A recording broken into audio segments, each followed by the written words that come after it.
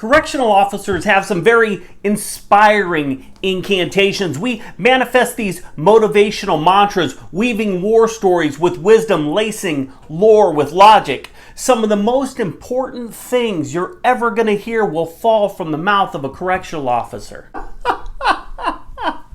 But we say some stupid shit too. In this video, I'll break down the 3 most cancerous catchphrases that correctional officers use and explain to you why you should stop using them today. Yeah, alright, yeah, hey, yeah, yeah. Number 1.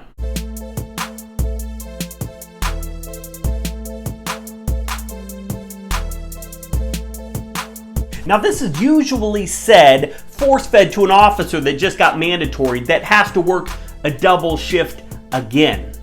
These 7 words seem to be the go-to for veteran staff when they get tired of hearing the new boots whining about working. I have also heard this ridiculous response, this dismissive drabble just minutes after an officer has encountered a serious or life-threatening event. They say, "You know what you signed up for." So I wanted to check the posting, check the job description, see if this was a fair statement, see if we were warned about this world and all its beautiful madness. So I did some research. I went to the old Google machine and printed off a couple of job postings for correctional officers to see if we actually knew what we were signing up for. And the number one thing that everybody always talks about, the number one stress or concern of officers seems to be the amount of overtime that they have to put in on a weekly basis. And if you go to the posting, it does say that you have to be able to work overtime. So you kind of knew that coming in. However, did you know that you were going to work 7,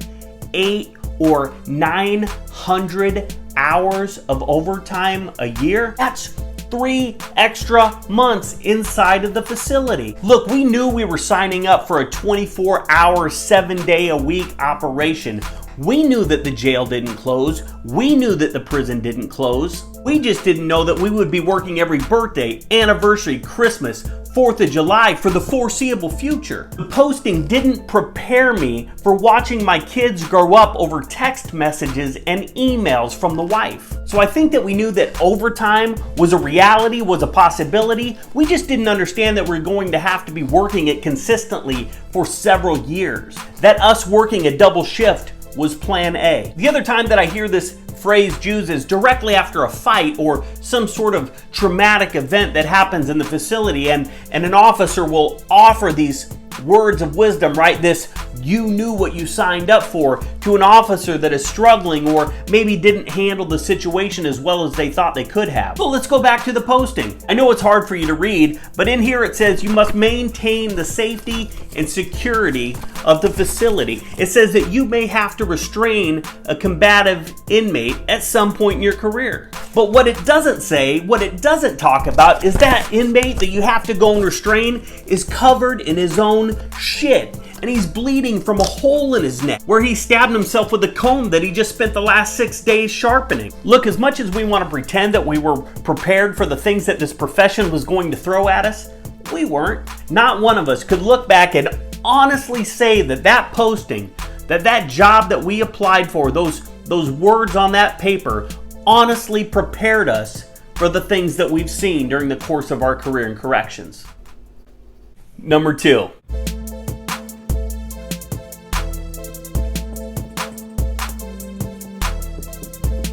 Now, this inevitably follows the "you know what you were getting into" piece. And if that doesn't work, this is our next best piece of advice.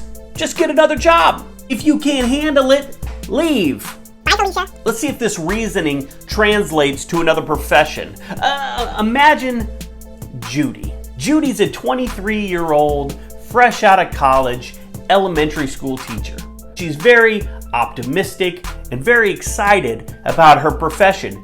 And this year she has her first class ever. And one day when she's going through, looking at the papers, seeing if her students are doing exactly what they need to do, exactly what she's taught them to do, she notices a little bruise on little Johnny's neck. And she asks little Johnny, she says, "Johnny, what happened to your neck?" Little Johnny tells her that he spilt his stepdad's special iced tea and he got mad. Oh, Judy gets pissed. Judy's all worked up and she runs to the principal's office and tells him, we gotta do something about this. Little Johnny just admitted that his stepdad beats him and there's a bruise on his neck. We have to do something. And the principal, in his little sweater vest, or maybe he's a turtleneck guy, either way, with his tenure and all his experience and his knowledge, tells Judy that he appreciates he appreciates her excitement and her wanting to help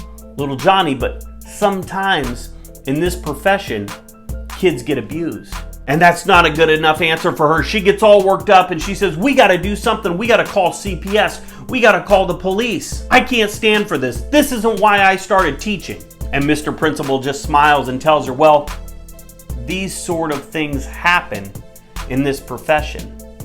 And if you don't think that you can handle it, maybe you should get a different job.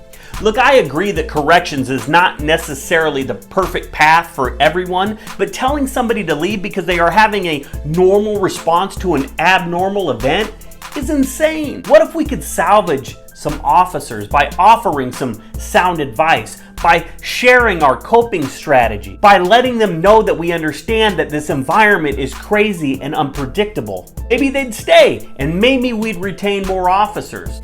And maybe we could finally make it home to our kid's birthday and celebrate an anniversary outside of the wall. And then there's the mother of them all, our go-to slice of advice, the thing that we say when we have nothing of real value to say. Number 3.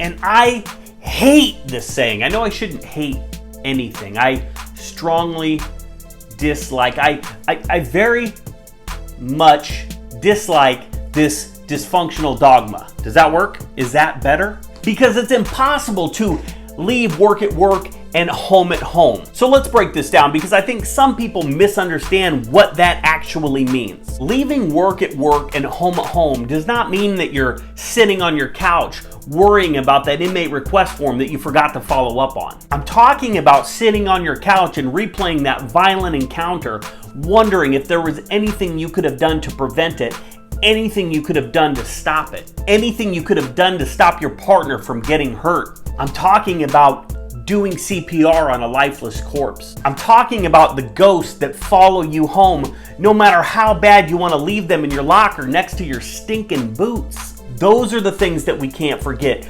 Those are the things that we can't check at the gate. And by suggesting that we do, it further isolates the individual that is struggling to keep their personal life and their professional life separate.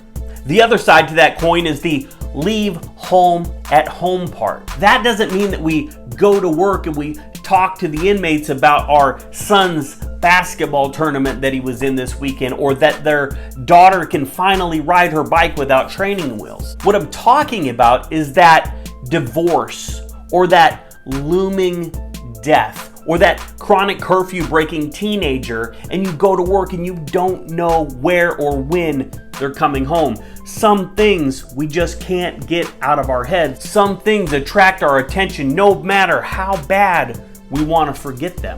In those situations, it's impossible to leave work at work and home at home. And officers need to understand that it's okay to be a little foggy up here. What's not okay is for us to make them feel like they're weird, like they're abnormal, like they're on an island by themselves, like they're the only person dealing with anything.